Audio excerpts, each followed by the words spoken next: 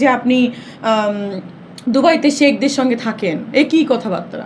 কারণ পরিমণি না, আমাকে দেখেন, আমাকে ফোন করেছে রোজিনা আপু, সেদিন ফোন করেছে আমাকে, ফোন করেছে অরুণা বিশ্বাস দিদি আমাকে ফোন করেছে, আমাকে শাবনাম ম্যাডাম ফোন করেছেন, আমাকে শিলা ফোন করেছে, আমাকে জায়েদ ফোন, এভরিওয়ান আমাকে কিন্তু ফোন করেছে ব্যাপারটা নিয়ে যে তুমি যেটা করেছো তোমাকে সেলুট জানানো প্রয়োজন।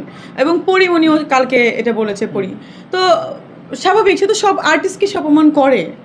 দেখাতে পারবেন যে কোনো আর্টিস্টকে সে সম্মান করে কথা বলেছে কোনো শোতে? বলেছে কি আসলে? সে কি করে, সে ইনডিরেক্টভাবে ইনসাল্ট করে যে আপনার নামে শোনা যাচ্ছে যে আপনি উনার গার্লফ্রেন্ড, আপনি তো টাকলা মুরাদ নাম শোনা যাচ্ছে, তো এইভাবে কথা বলে। আবার বলে আপনার নামে শোনা যাচ্ছে, আরেকজনকে বললো যে আপনার আসিফ ভাইকে বলছিল, সিঙ্গার আসিফ ভাইকে, যে আপনার তো গার্লফ্রেন্ড ছিল এই খন্দকার, এটা কি আসলে কি বিষয়, আপনার ফ্যামিলির প্রবলেম কিনা? এটা কি ভাই? এটা কি প্রশ্ন? উইয়ার্ড না? এটা মনে করেন একটা ব্যাপার হলো যে আমি ওকে না, আমি মারতে চাই আর মারা থাকি কোথায় হয়ে গেল। তো উনি কী করলো, আপনার নামে শোনা যায়, আমাকেও বলে আপনার নামে শোনা যায় যে আপনি দুবাইতে শেখদের সঙ্গে থাকেন, এ কি কথাবার্তা? আপনার নামে শোনা যায় আপনার দুবাইতে বাড়ি আছে, তো বাড়ি কই আছে ভাই আমার?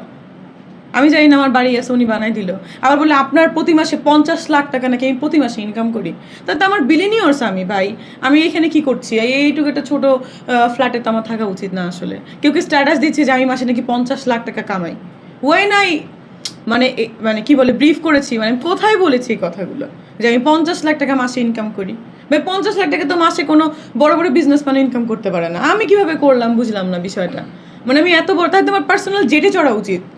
মানে আমি এমন জায়গায় থাকবো, পার্সোনাল জেট নামবে, ওখান থেকে আমি যাব। আমি তো গাড়ি চড়া আমার উচিত না, তাও লোনের গাড়ি। জয় ভাই কিন্তু সাক্ষাৎকারে বলেছে, চ্যানেল আইতে আপনার যখন এই ভিডিওগুলো ভাইরাল হয় তখন একটা সাক্ষাৎকারে উনি বলেছে, চ্যানেল আইতে ভিডিওটা পাবলিশ হয়, সেখানে বলেছে যে আর্টিস্টরা আসে ওনার শোতে সবার সাথে আগে প্রশ্নগুলো ডিসকাস করে প্রশ্নগুলো করা হয়। আপনি কে আগে প্রশ্নগুলো বলা হয়েছে, আপনি রাজি হয়েছেন বিদায় আপনাকে করা? কই প্রমাণ কই? হোয়ার ইজ দ্য ডকুমেন্ট দেখান। আপনি যদি কোনো কিছু করতে যান কোর্টেও, লিগাল অ্যাকশন নিতে চান, আপনি তো ডকুমেন্ট দেখাতে হবে, রাইট? সে মুখের কথা তো বিশ্বাস করা যাবে না, তাকে ডকুমেন্ট দেখাতে বলেন।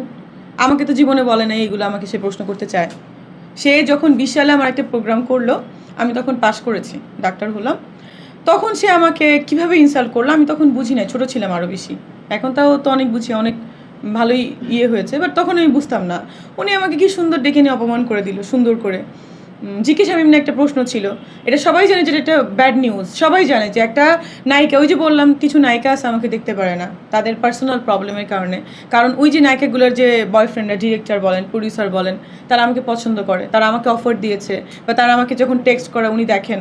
তো এরকম প্রবলেম, এক নায়িকা নাকি আমাদের এক সাংবাদিক ছিল রুদ্র মিজান ভাই, সেই ফার্স্ট নিউজটা করেছিলেন। তাকে আমি অনেক জিজ্ঞাসা করার পরে সে আমাকে এই ডায়লগটাই দিয়েছেন যে এক নায়িকা তোমাকে নিয়ে এটা করতে বলেছিল, তাই আমি করেছিলাম। তো তারপরে তাকে আমি আর কোনো লিগ্যাল স্টেপ নেইনি, কারণ সে আমার ভাই।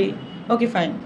আপনারা তো জানেন যে ওনার যে 300 সেকেন্ড ছিল বা 15টি প্রশ্ন যে শোগুলো হচ্ছে সেগুলোতে বিভিন্ন ধরনের কোশ্চেনগুলো, তাহলে আপনারা ঘুরে ফিরে ওনার শোতে কেন যান? আপনারা তো জানেন, জেনে শুনে কেন? দেখেন, আমি